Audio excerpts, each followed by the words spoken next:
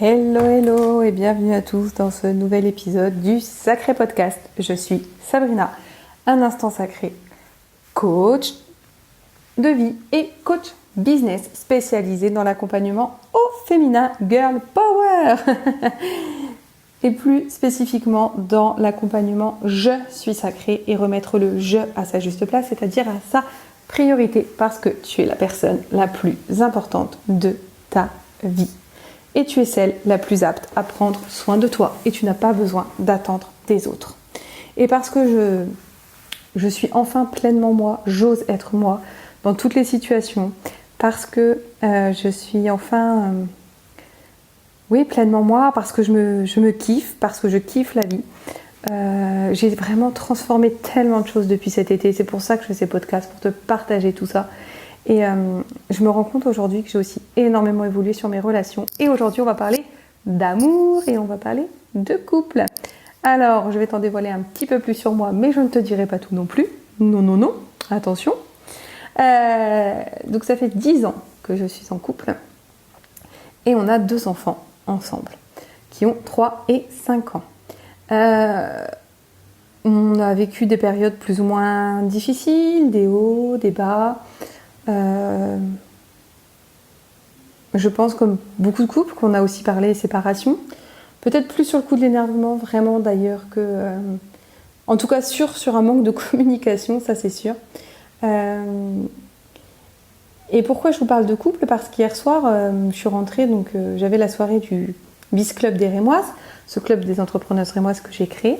Donc je suis rentrée chez moi à 23h et c'est donc mon conjoint qui s'occupait des enfants. Il a été les chercher à l'école, il s'en occupe toute la soirée et tout ça, très très bien. Et quand je suis rentrée, je pense qu'avant je l'aurais carrément réveillé. Et je l'aurais engueulé en fait. On n'a pas du tout la même vision du rangement.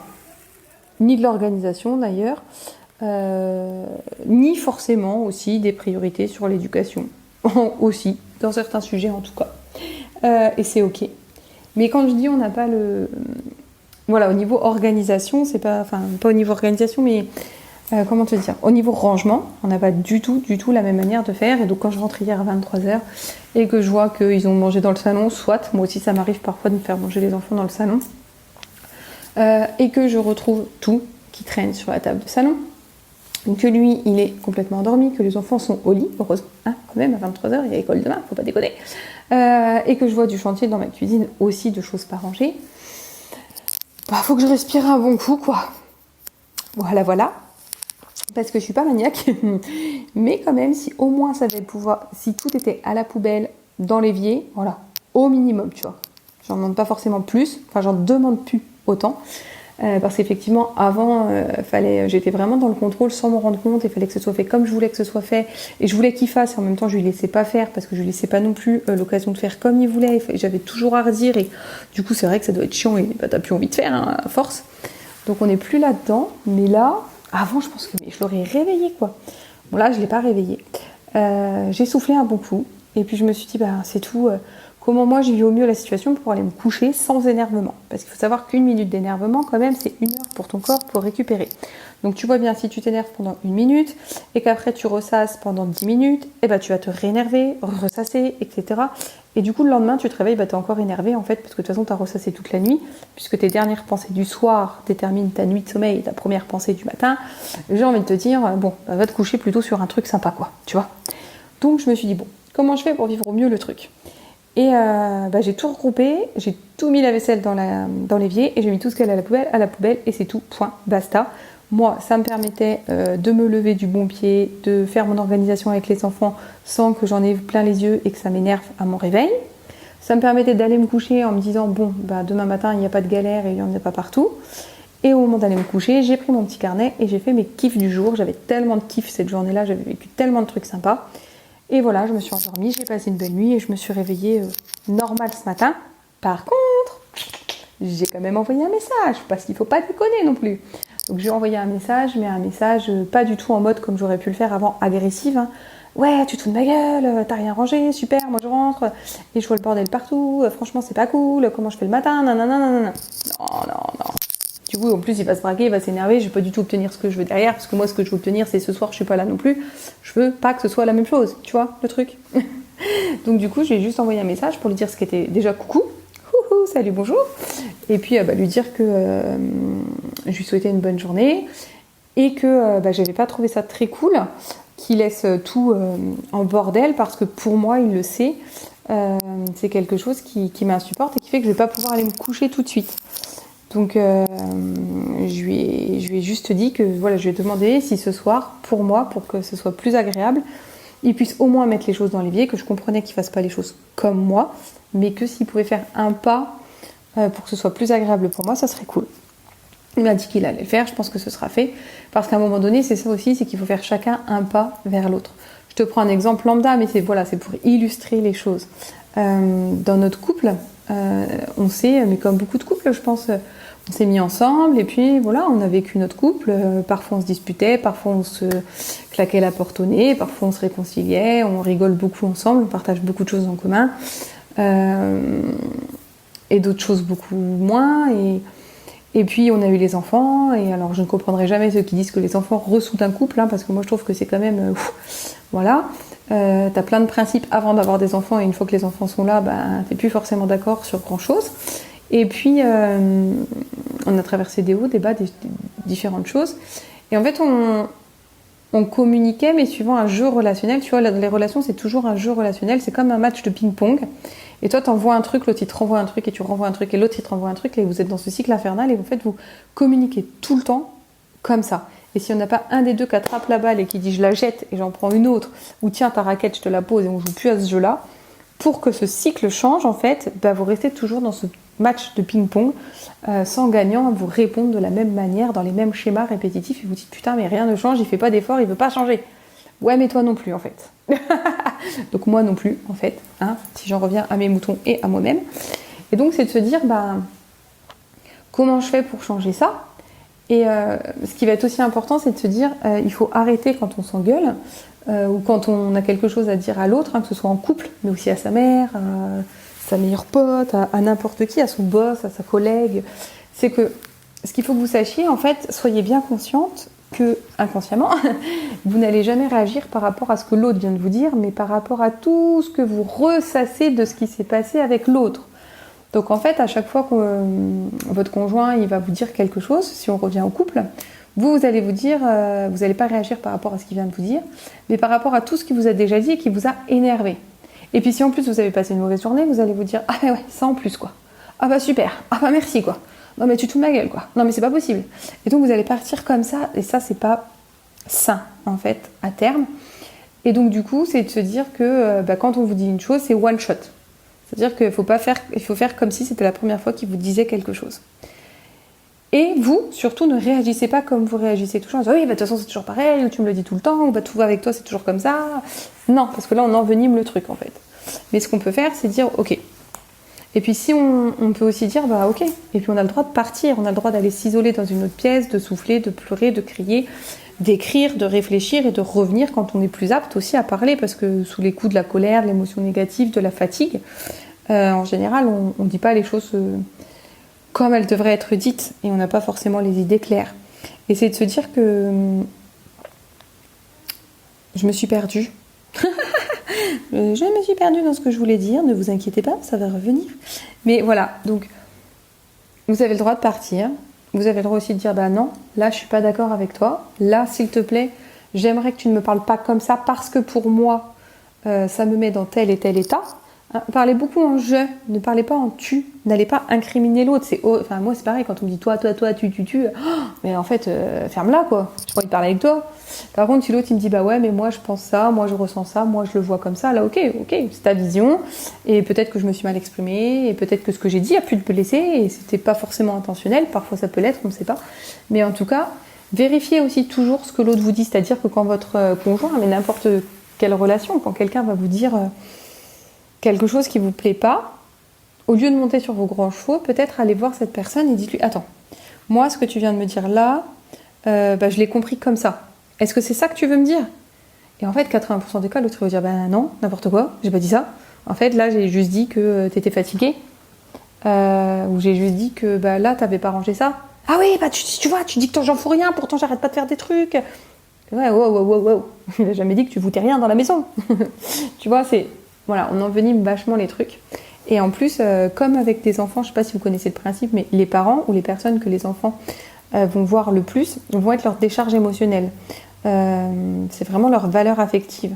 Je trouve plus le terme exact, mais c'est ça. Et ben là, votre conjoint, c'est ça pour vous. Souvent, la mère aussi va avoir ce rôle. Et donc, on va les décharger auprès des personnes qu'on aime le plus ou qui nous aiment le plus.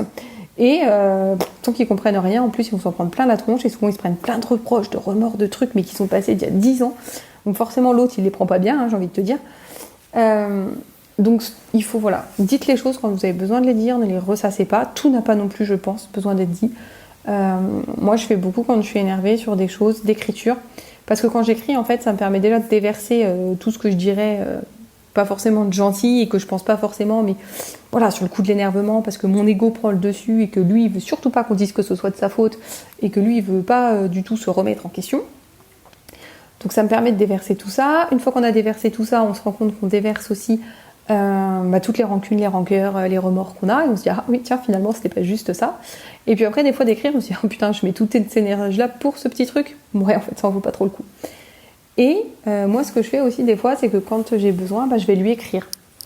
Parce que sur certains sujets, c'est pas facile pour moi de communiquer. Donc je vais lui écrire. Et comme ça, ce sera quand même dit, il va le lire, il en fera ce qu'il en voudra, il me répondra pas. C'est ça aussi, arrêter d'être dans l'attente de. N'attendez pas, par exemple, moi, je suis quelqu'un, j'aimerais que tous les jours, il m'envoie un message en me disant coucou, bonne journée, je t'aime. Voilà, j'aimerais bien que quand il est pas là et que je suis avec les enfants, il demande des nouvelles des enfants. J'aimerais bien qu'il m'appelle plus souvent. Là, ça fait 48 heures qu'on ne s'est pas vu. Si je ne l'avais pas appelé, je sais qu'il ne m'aurait pas appelé. Et en fait, il est comme ça. Et c'est ok. C'est juste que moi, j'ai d'autres besoins. Et après, c'est pas à lui de venir combler mes besoins, en fait. C'est pas du tout son rôle. C'est que pourquoi moi j'ai ce besoin-là, donc je vais pas aller creuser ce truc, je n'y suis pas allée encore creuser, puis ça m'intéresse pas forcément. En tout cas, c'est mon besoin et je peux comprendre que lui, il n'est pas le même besoin en face et que du coup, en plus dans sa vision des choses à lui, pour en avoir déjà parlé avec lui calmement, c'est pas du tout une habitude, c'est pas un réflexe, c'est pas automatique, c'est pas quelque chose auquel il pense. Et ok, en fait, c'est ok. Par contre, moi, ça m'empêche pas d'aller lui envoyer un message ou de l'appeler. En fait, pourquoi je resterais sur mon téléphone pendant 3 heures à me dire oui, il m'appelle même pas, de toute façon, il prend pas de nouvelles. Prends ton téléphone et appelle-le, quoi. C'est toi qui veux des nouvelles. C'est toi qui veux qu'il t'appelle, en fait. Donc, du coup, c'est aussi de se remettre un peu soi-même. Je sais pas comment dire, mais pas de se remettre en question, mais ouais, de se dire, moi, j'ai cette vision-là, lui, il a une autre vision, moi, j'ai ce besoin-là, lui, il en a un autre. Et c'est pas à l'autre, en fait, de répondre à vos besoins. Que ce soit vos enfants, votre mère, vos amis, vos collègues, votre mec, votre meuf, j'en sais rien. C'est pas aux autres de répondre à vos besoins. C'est à vous d'identifier vos besoins et d'y répondre, en fait. Et tous les besoins n'ont pas besoin non plus d'être satisfaits, quoi. Arrêtons cette pression, enfin, je veux dire, stop, quoi. Et la dernière chose que je voudrais finir, parce que je voudrais pas que ce podcast soit trop long et on aura l'occasion encore et encore de reparler du couple. Et puis, n'hésitez pas surtout à mettre toutes vos questions en commentaire sur les différents sites où vous pourrez écouter ce podcast ou à m'envoyer un MP ou un mail pour me faire vos retours. Déjà, est-ce que ça fait des déclics? Est-ce que ça a résonné en vous? Est-ce que tu es d'accord? Pas d'accord? Tu as le droit de pas être d'accord, d'avoir une autre vision. Quelles sont, toi, tes problématiques en amour? Et auquel tu aimerais que je réponde. Et on peut se faire un petit coaching en direct, en podcast, ça peut être super sympa. Tu vois, totalement gratuitement, on se fait un enregistrement et je te coach en direct niveau podcast. C'est une expérience qui parlera et parlera forcément énormément d'autres femmes. Tu vois, ce que tu vis, plein d'autres le vivent. Donc ça peut être génial si toi tu as envie de partager cette expérience. Et si tu n'as pas envie de la partager, ça peut être sympa aussi de m'envoyer vos questions. N'hésitez vraiment pas à m'envoyer toutes vos questions par mail ou sur les réseaux en MP, en commentaire. Parce que moi, je noterai ces questions et j'y répondrai dans un prochain podcast. Dernière petite chose donc que je voulais vous dire par rapport à l'amour, les filles, c'est le couple, c'est pas 1 plus 1 égale 1, en fait. Pas du tout. C'est 1 plus 1 égale 3. Et j'ai bien dit 1 plus 1 égale 3. C'est toi, plus la personne, donc homme ou femme qui est dans ton couple, égale une nouvelle entité. C'est comme si c'était une nouvelle personne à part entière. Et donc, à un moment donné, ça pourrait être intéressant parce qu'on ne le fait pas. Et nous, quand on l'a fait, ça a vraiment changé énormément de choses pour nous. Et quand je fais du coaching de couple, c'est vraiment ce qui change aussi beaucoup les choses, c'est de se dire, écoute, moi, voilà ce que je suis et voilà ce que j'ai envie de garder pour moi. Voilà mes besoins à moi. Quels sont tes besoins à toi ? Qu'est-ce que tu as envie de faire ? Quelle est ta vision de la vie ? Ok, déjà, chacun, indépendamment l'un de l'autre. Et ensuite de se dire, quel couple on crée ? Qu'est-ce qu'on a envie ? Quelle vision on a pour notre couple ? Quel sens on a envie de donner à notre couple ? Qu'est-ce qu'on a envie de faire tous les deux dans notre vie en commun ? Qu'est-ce qu'on a envie d'avoir, de faire, d'être ? Quelles sont les limites qu'on s'impose aussi ? À quel besoin, pas quel besoin, mais peut-être que dans votre couple, à vous, toi, tu vas avoir besoin de 2 soirs par semaine, seule, avec tes copines, ou pour faire du sport, ou toute seule d'ailleurs. Et c'est ok, mais si tu le dis en amont, ce sera beaucoup mieux vécu que si en fait tu lui imposes je suis pas là, et il va se dire en fait elle est jamais là, elle veut pas être avec moi, je compte pas pour elle. Non, c'est juste que toi, dans tes besoins à toi, tu as besoin de te retrouver avec d'autres personnes ou de te retrouver seule. Ce qui n'empêche que tu l'aimes quand même, que tu as quand même envie d'être avec cette personne et que ça n'a rien à voir avec sa valeur à lui. Tout comme si lui, il voit ses copains une fois par semaine et qu'il fait aussi, je sais pas, un match de basket une fois par semaine, ça n'a rien à voir avec toi, mais tout à voir avec lui. C'est juste que lui, il a vraiment besoin de voir ses copains ou sa famille à tel rythme et qu'il a aussi besoin d'avoir le sport parce que ça lui permet d'évacuer telle et telle chose. Donc, quels sont vos besoins ? Je garde ces besoins pour moi, je mets ces besoins dans le couple parce que c'est des besoins qu'on peut aussi partager ensemble et qu'on va pouvoir réaliser ensemble. Donc, qu'est-ce que je garde pour moi ? Qu'est-ce que tu gardes pour toi ? Qu'est-ce qu'on met dans le couple ? Et c'est ok, ça évite énormément aussi ensuite de disputes. Et n'hésitez pas vraiment à communiquer. Il n'y a pas de... C'est pas parce que vous communiquez, que vous dites ce que vous pensez, que vous vous montrez tel que vous êtes, que l'autre va vous quitter. Et si c'est le cas, c'est peut-être juste que c'était pas la bonne personne. Ne vous modelez pas, ne vous modulez pas pour quelqu'un d'autre. Parce qu'au final, la personne qui en souffrira le plus, ce sera vous. Parce qu'il y a toujours un moment donné où ça va vous rattraper. Être aligné avec soi-même, savoir qui on est, ce qu'on veut, la vision qu'on a de la vie, ce qui nous fait du bien, quels sont nos besoins, c'est essentiel pour être épanoui dans tous ces domaines de vie. S'il y avait une seule chose, moi, pour laquelle j'investirais, c'est celle-là. C'est vraiment la connaissance de soi. Parce qu'une fois que tu te connais, c'est beaucoup plus facile de tout vivre. Et la deuxième chose, c'est d'être soi en fait. D'arrêter de renier. Si tu as envie de dire merde, dis merde. Si tu as envie de dire non, dis non. Si tu as envie de dire ça me plaît, fais-le.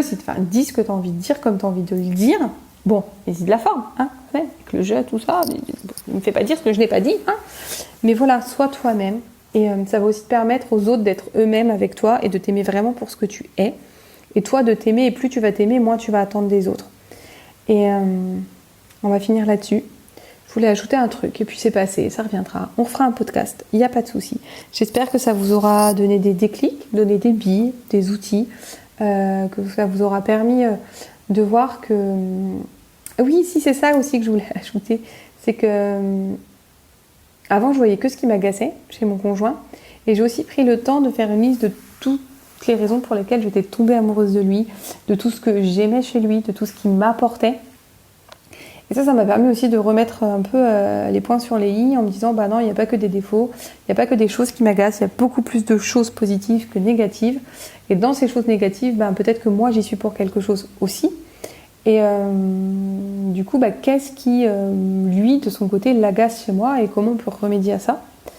N'oubliez pas pourquoi vous êtes avec cette personne. Et moi, là, je me rends compte, par exemple, voilà, ça va faire 48 ce soir, du coup, je suis pas avec lui. Donc ça fera 72, un peu plus de 48 heures qu'on s'est pas vu, puisque le matin, il part tôt. Et il me manque, en fait. Et je me dis, c'est fou. Et je suis hyper heureuse aujourd'hui dans mon couple. Et j'ai hâte de le retrouver. Et je suis hyper heureuse aussi dans ma vie de famille. Et je me dis, voilà, j'ai vu mes enfants qu'1 heure ce matin et 1 heure hier matin, parce que 2 soirs de suite, parfois ça tombe comme ça, en fait, les choses tombent 2 soirs de suite. Et c'est ok parce que j'en ai besoin, c'est des choses qui me font énormément de bien et je vais être au top ce week-end avec eux. Mais du coup, eux aussi ils me manquent. Donc je trouve ça assez génial aussi. Voilà. Voilà, c'est comme d'habitude. C'est le flow, c'est le cœur qui parle, c'est mon expérience. Et prenez soin de vous, prenez soin de vous en priorité. Vous êtes la personne la plus importante de votre vie. Ne l'oubliez pas. Il n'y a qu'en vous aimant vous-même que vous pourrez être dans une relation sans attente, dans ce qu'on appelle l'amour inconditionnel, aimer l'autre sans condition. Et bon, c'est pas toujours facile, parfois ça revient, mais mettre de la conscience. Voilà, pourquoi j'attends ça de lui, pourquoi j'ai ce besoin-là, qu'est-ce qui fait que ce truc-là m'énerve plus que les autres, et notamment en ce moment. Remettez-vous en question, ce n'est pas toujours l'autre, et c'est quasiment tout le temps nous-mêmes en fait. Je dis que c'est quasiment tout le temps nous-mêmes parce que c'est nous qui vivons nos émotions et c'est nous qui avons ces pensées par rapport à ce qu'il nous dit, ce qu'il fait. Donc c'est forcément par rapport à nous. Voilà. Et bien je vais m'arrêter là, sinon j'ai encore plein de choses à dire, mais n'oubliez pas que dans la vie vous allez vivre plein d'expériences et je vous souhaite de magnifiques expériences. Mais l'expérience de la vie, vous n'allez la vivre qu'une fois. Donc comment as-tu envie de vivre ta vie? Moi, j'ai envie de la vivre fuck, fun and love. Je suis sacrée, vous êtes sacré. Ce que vous êtes suffit. Vous méritez le meilleur.